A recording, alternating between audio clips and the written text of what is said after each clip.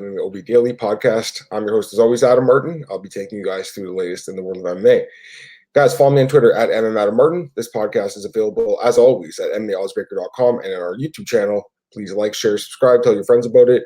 Also, check me out at bjpenn.com and mmarace.net. And I think that's a good segue into talking about the main point I want to get to today before I get to some fight announcements. But as everyone knows, BJ Penn was involved in another street fight / bar fight incident yesterday in Hawaii.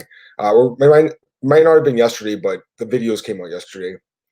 And I feel like I do need to talk about this. Even though I do work for BJ Penn's website, I still want to give my quick thoughts on this. So obviously it wasn't good. I mean, we've seen the video a few months ago at the other bar, and that wasn't good either. Getting to the alleged fight with the bouncer, and that was not a good look either. This latest video obviously isn't as well. I know we haven't talked about it on our website. It's obviously a sticky situation for everyone involved with bjpenn.com. So I can totally understand why no one on the site has really commented on it. BJ is basically our employer, so we don't want to say anything that's going to get any of us in trouble. I think anyone would feel the same way. You don't bite the hand that feeds. But at the same time, it is news, so I had to give my thoughts on it. Like I said, the video wasn't good, but since then, Steven Morocco at MMA Junkie actually talked to a family rep from the BJ Penn family. And that's why I'm going to talk about this today, because at least we have BJ's side of the story now. And according to the family friend, BJ says he's innocent and didn't do anything and it wasn't his fault. So we'll see what happens. As of right now, there's still obviously an investigation ongoing. The police were called to the site of the alleged incident, but no arrests were made as the incident had calmed down at that time. Right now, BJ Penn says he's did nothing wrong and that the other guy actually attacked him first. And apparently BJ said that, he's like, "What are you doing, man?" And I didn't. Check out Steven Morocco's article. It's a really good article. Steven Morocco's a great journalist, and he always gets the full story. So we're going to go by that for now. I'd like to get BJ's side from his mouth, but for now, we do have at least a family friend that gave his thoughts on the incident. And again, it's a tough thing for me to talk about as well. I gotta be honest, I love working for bjpenn.com. I've only been there for, I think, 4 months now, but it's been great. I mean, of all the MMA websites I've written for, besides MMA Oddsbreaker, this has probably been the one that's treated me, better than any of them. They've been awesome to all of us there. So, I have nothing but respect for the guys at bjpenn.com. And I know we're all kind of surprised that this kind of happened. So, I just wanted to give my quick thoughts on this because it's news, and people are talking about this, and I can't just pretend like this isn't happening. So my quick thoughts are I'd like to hear BJ Penn's exact side of the story. I hope he is interviewed, but I will say this. I would like for the UFC to make a statement about this, and I would like maybe for the fight with Nick Lentz to be scrapped for the time being until all the details of this have been made available. Right now, I don't know if BJ should be fighting, and, I love the guy. Again, he's my employer, and he's one of the greatest fighters of all time, no doubt about it. But I don't know if he should be fighting right now. Maybe take some more time off. Don't know what's going on with BJ. No, his personal life, he's got a lot of stuff going on there. But this 7 straight losses notwithstanding, there's just too much going on outside the cage right now, where I really don't feel like he should be in the cage fighting. That's going to be up to him. That's up to the UFC. I think Dana should tell him, hey, you know what, we're going to wait for the Lentz fight maybe till next year or something, because right now I feel like he's coming back too soon. And, they haven't, I guess, announced the card, but rumored to be before the end of the year. I'm guessing it's going to be in that Vegas card or maybe the New York card. But either way, I feel like the UFC should kind of scrap that fight for now. Wait to see how BJ's feeling in a while. But for now, this is something I obviously had to mention because everyone's talking about it. And it's not a good look for BJ. It's not a great look for the site, obviously, but it is what it is. And, this is something that actually happened. So I hope BJ's right. I hope his side of the story is correct and that, the other guy attacked him first. I want to believe that that's what happened. But right now we don't have many more details. So just wanted to give my quick thoughts on the situation. It's a very unfortunate situation, but, I'm here to talk about all the news in MMA, and this is news. So I want to give my thoughts on that. All right, I'll get into some fight announcements. Today's going to be a short show because I have actually something to do today with the family. So I'm going to talk about a few fights and then I'll get out of here. So welterweight bout between Condit and Maki Gall booked for UFC Washington, D.C. in December. Very surprised by this booking. I guess they're trying to put Maki Gall over. Condit will pull him up here. He's on a 5-fight losing streak. He's looked really bad lately. He's been submitted in a bunch of those fights.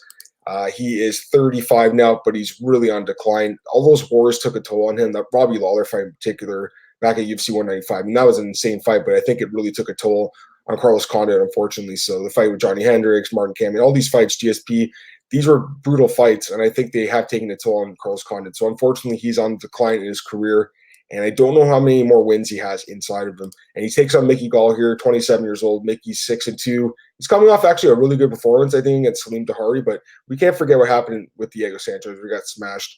That could happen here, or he could submit Carlos Condit. I think it's actually a pretty toss-up fight. Love to think Carlos Condit will have a vintage performance and just show off his striking skills and his ground game again. But Mickey Gall has a really good submission game, and Carlos Condit's been submitted many times. So at this point, I think Mickey Gall actually might be favored in this fight, just because I feel like everyone's going to be betting against Carlos Condit in the spot. We'll see what happens, but yeah, and if Carlos loses, he's in that BJ situation where the UFC loves him and they'll probably give him another fight, but at that point it would be 6 straight losses, and it's like, so we'll see what happens, but he needs to win this fight, no doubt about it. Also, that card, UFC Washington, D.C., here's a pretty good fight. Featherweight bout between Bryce Mitchell, Thug Nasty, and Matt Sayles. Bryce Mitchell, he is 2-0 in the UFC, beat Tyler Diamond at the Ultimate Fighter finale last year, and then beat Bobby Moffitt in a really good fight earlier this year on the Anthony Pettis versus Stephen Thompson card. Great fight, great performance by Bryce Mitchell, who's known for having his, I think, testicle ripped apart during training or something. Poor guy. But yeah, he looked really good in that last fight. He takes on Matt Sayles here. Matt Sayles, he is 1-1 in the UFC. He lost to Shayman Rice in his UFC debut and then beat Kyle Nelson a few months ago by submission in Ottawa. He's looked pretty good, but I definitely have to favor Bryce Mitchell in this fight. Just think he's a better fighter and undefeated, so like a lot about him. One other fight here, UFC 243, Callan Potter against Maki Pitolo. Man, I like this fight. Maki Pitolo is a beast. This guy, man, he's good. That performance on the Dana White's Contender Series was absolutely phenomenal. He's 12-4 in his career, by the way. He's 28 years old, so in his prime, he's on a 3-fight win streak. But yeah, that win over Justin Sumter, I mean, I'm pretty sure he was an underdog, or he opened as a dog anyways. But I thought Sumter would win that fight. He absolutely thrashed him. So he is a guy. He's been finished a few times. He lost to Dakota Cochran just 2 years ago, so he's not unstoppable. But man, he has a lot of knockout power, and I love the way he went to that body in that fight. That was phenomenal. He's a guy Bellator had on their stable, but they let him go, and now the UFC's got him. So I think this guy's actually got a lot of potential. And he takes on Callan Potter at UFC 243, and Callan Potter, pretty sure he lost his UFC debut to Jalen Turner, and that's right, he did. He's just 1-2 in his last 3 fights. He also lost to Marcin Held, picked up a win after that, and the UFC signed him, I think, on short notice to fight Turner.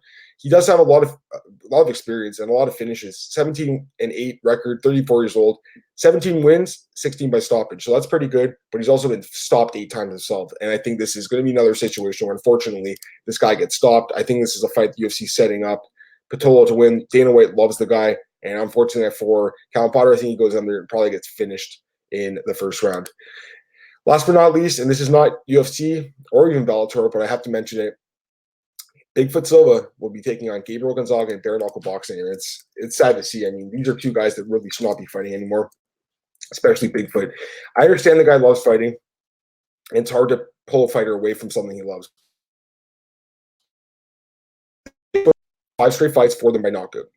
And if you include his kickboxing fight against Rico Verhoeven, 6 straight fights, 5 by knockout. So he has 1 win in the last 6 years against Soa Palili. He gets knocked out all the time. He has 10 knockout losses in MMA. He should not be fighting anymore. No doubt about it. He hasn't fought an MMA fight since 2017 either. So this isn't MMA. Obviously, it's bare knuckle boxing, but still, this is a guy that really should not be fighting anymore. And he takes on Gabriel Gonzaga here. Gabriel Gonzaga, he's 40 years old, and he's 17-2 in his career. And he's coming off 2 straight knockout losses himself, 1 to Derek Lewis in the UFC, and then 1 to Alexander Emelianenko in Russia. He's lost 5 of his last 6 fights, including 4 in knockouts. So both guys on the downside of their career, both guys with serious chin issues, both guys with KO power, no doubt about it. Gabriel Gonzaga can knock you out, Bigfoot can knock you out, but man, those chins. This is not the kind of fight that I think bare knuckle fighting should be promoting. I don't think these guys should be fighting anymore at all, and I think a lot of people feel the same way. So unfortunately, someone's probably going to get KO'd here in brutal fashion. I'd have to pick Gabriel Gonzaga to win this fight. I just can't pick Bigfoot ever again. The guy's chin is completely gone. Gabriel Gonzaga is too, but at the same time, at least he has shown a little bit in the last couple of years, whereas Bigfoot, don't see much going on there. So I think that's it for the fight announcements. Just checking to see if I missed any news. Nothing really much. Yeah, the BJ thing really was the big main thing yesterday. And again, I feel like we need to know more details before we completely talk about it. But there's no doubt it wasn't a good look for BJ, and I hope he gets better, and I hope that everything gets figured out with BJ Penn. But yeah, until then, I feel like the fight with Nick Lentz should probably be put on the back burner until BJ gets everything sorted out in his personal life. So just going to give my quick thoughts on that. Again, not trying to throw BJ in the bus. I feel like we need to know more information. And according to his family friend, it wasn't his fault anyway. So I want to hear BJ's side of the story. I'd like to hear everyone's side of the story and I say this every time something like this comes out. I like hearing both sides of the story. I don't like just running with the first thing we see. So this is another instance like that. Just like the Connor thing a few weeks ago. I wanted to hear his side of the story. He gave his side. So, now you can have a full opinion about it. But anyways, guys, I think that's all I want to talk about today. I appreciate you tuning in as always. Check me out at Martin on Twitter. The podcast is available at MMAOddsmaker.com. Also, check me out at bjpenn.com and MMARings.net. Guys, have a great day. I appreciate you tuning in. I'll talk to you tomorrow for the last episode of the week. Have a good day.